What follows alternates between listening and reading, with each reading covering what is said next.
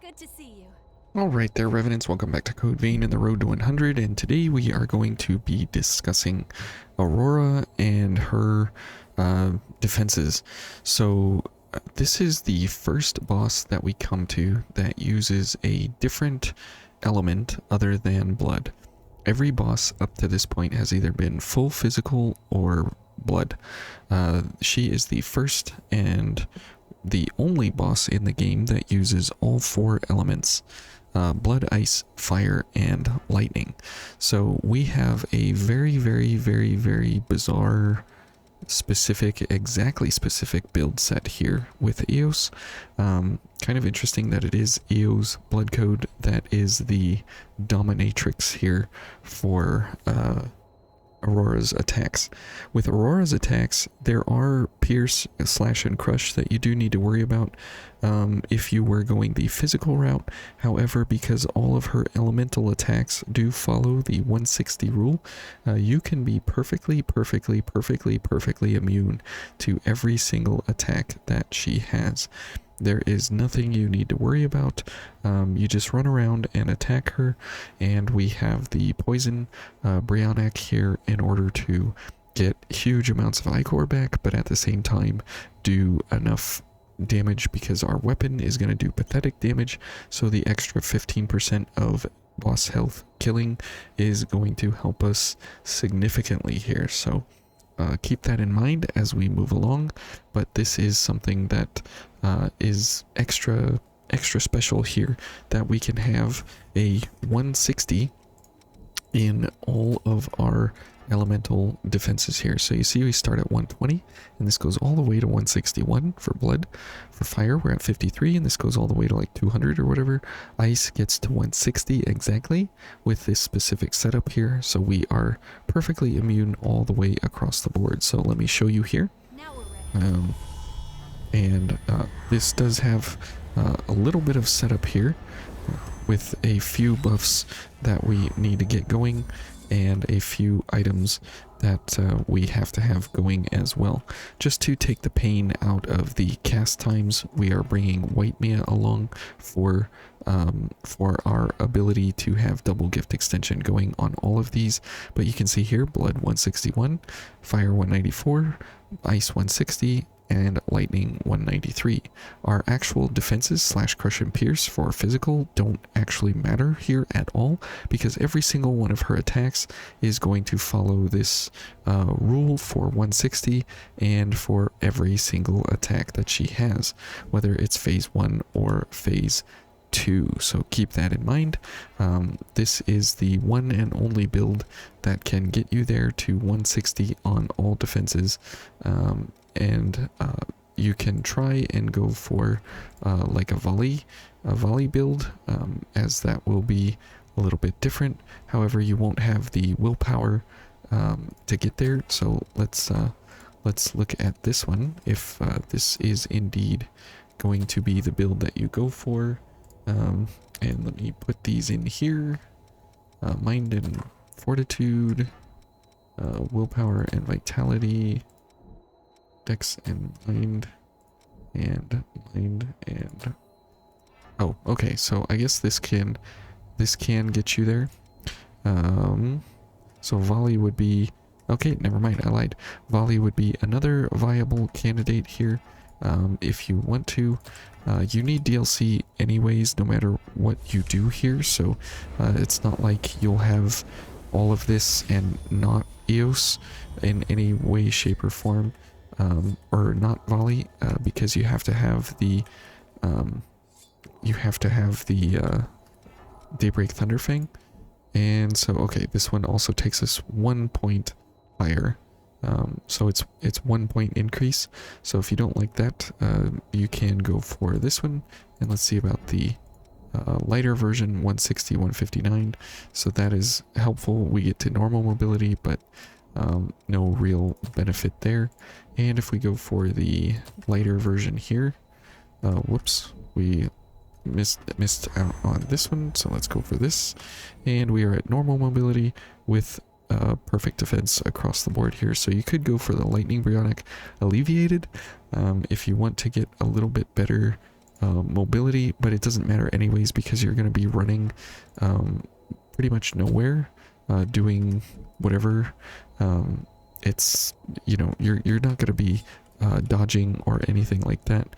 This is just a great way to go about getting your defenses, and I like going for the Eos build set here just because of the fact that it's Eos and we have some really good stat spreads here. It's not specifically baked into one setup, so you can go for Vali as well. Good to know. And if we go for the Venom, we will get into phase 1 here, and it's kind of an interesting little setup here that we get going here with Mia, and we do have to kind of get in there quickly because our gifts are going to be off center with each other, and so we do have to kind of watch that a little bit. And so when you run in, you want to hit her a couple times just to get some I-core here. Okay, now we are perfectly invincible, and so let's oh, okay, I was gonna say let's take the hit. So there's that hit, which is great, and we just need to make sure that we keep our I-core up. Okay, and we'll just keep slapping her here, and we'll keep our items here going because they are the only way that we can keep our damage resistance going. And so we'll just keep hitting her. And cooldowns are our worst enemy here. Okay, and we're out of stamina. And there's the big fire explosion that absolutely will kill you immediately. Here's some ice. Okay, and we took some damage there. But that's completely fine. It's not because we're not invincible to it, it's because of frame data. So let's get this going. Okay. Okay, nice job, Eva, or Mia. Let me get back here. Okay. And one of these, and one of these, and one of these.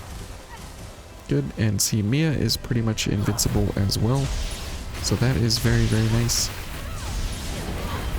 Okay, and we're completely destroyed here.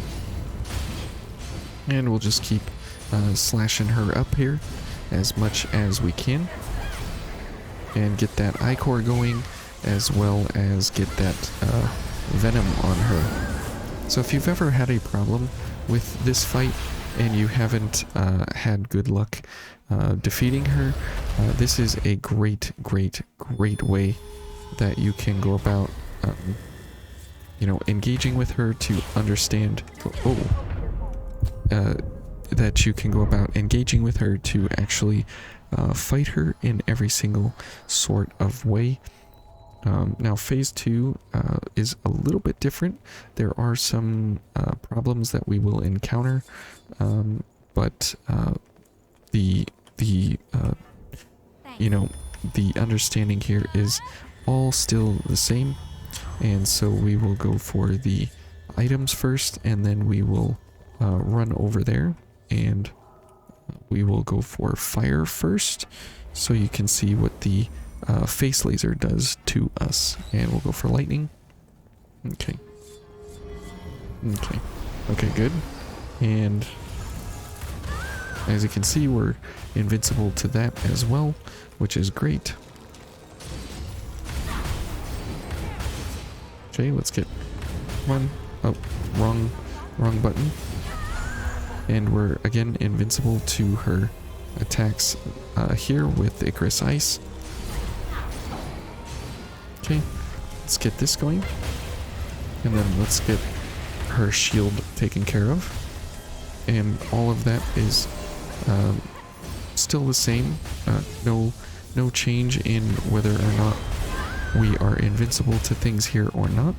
It's all exactly still as it was in phase 1, and even less so because she does not have the icicle piercing attack. She has Icarus Ice in phase 2 here. Okay, good. And we've got a few seconds here for elemental wall. So we'll get rid of her shield. And elemental wall is over. So you can see that there.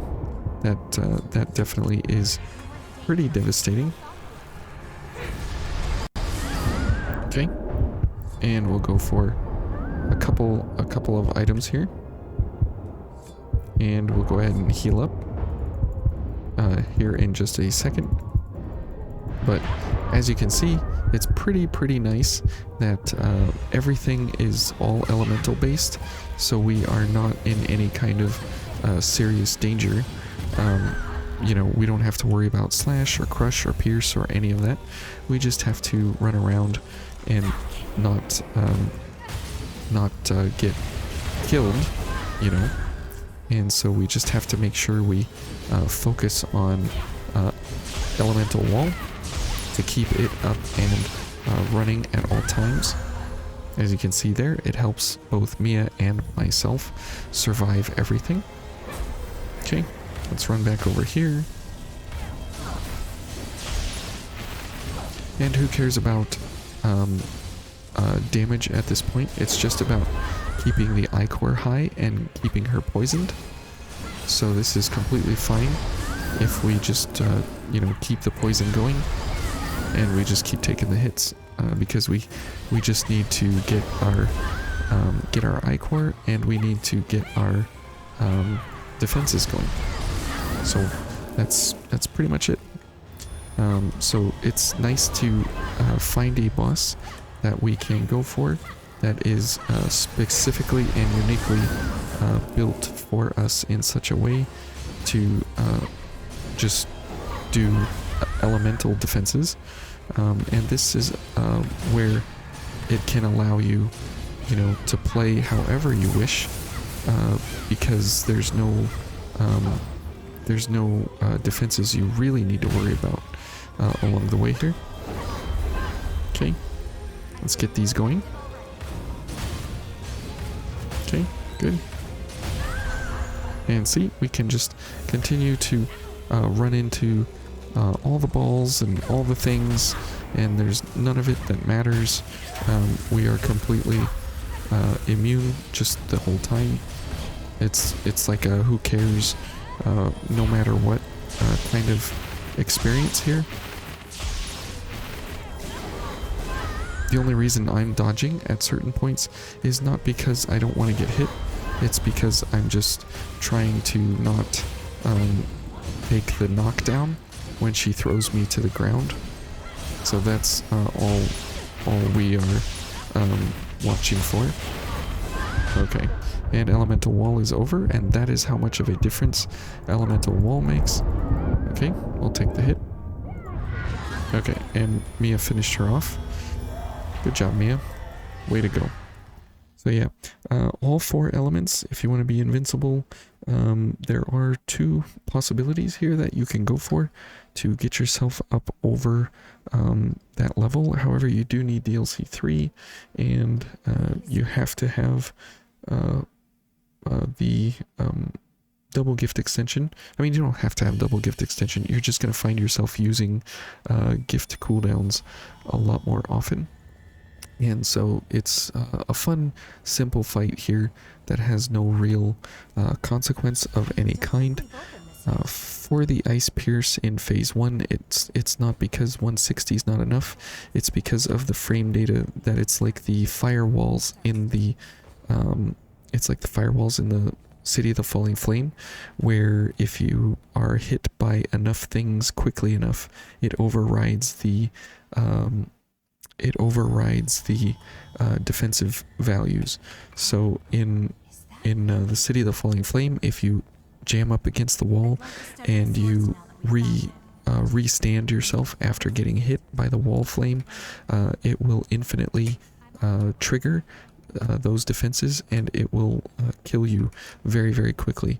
And so this is the same kind of thing, but 160 is where your defenses need to be in order to defend against the all of her attacks. So if you get over 160, you'll be completely fine on all 3 or all four values here. So everything follows its color, which is nice. So the red things are blood, the orangish things are fire, all the white things are ice, and all the purpley bluish colors are lightning. And so you don't have to think about which one is which one, because they're all color coordinated.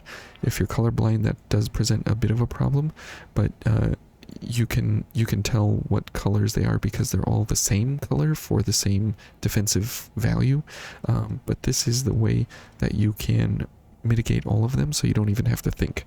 You don't have to think about the blood pillars from Elder Contract or the laser beam from Twilight, and any of these other Icarus Ice or Indra's Coil or any of those. You don't have to think about them because they're all baked into this build here, and you can just run around and slash her to bits, and you can move on your way. If you have White Mia, it's worth bringing her along just for the double gift extension, because as you saw, we didn't have iCore problems, we just had cooldown problems, and since there's no way to reduce our cooldowns, it's better to just, have longer time of your gifts casted. And this is also nice that it saves your partner as well, that your partner can't really die, because they get all of these bonuses as well, so the damage they're taking is significantly reduced. So anyways, thank you guys for watching. Hopefully this was helpful, and you guys probably already knew this, but there's no point in worrying about her / crush pierce resistances here, because you can't build 100% defense on / crush and pierce unless you have a co-op partner, or you die with White Mia along for the ride here, and that is very situational. This is something that you can do solo on your own. You don't need a partner for, and you can do it better with a partner, and it just gets better with more people. So anyways, thank you guys for watching, and we'll see you tomorrow. Take care. Bye.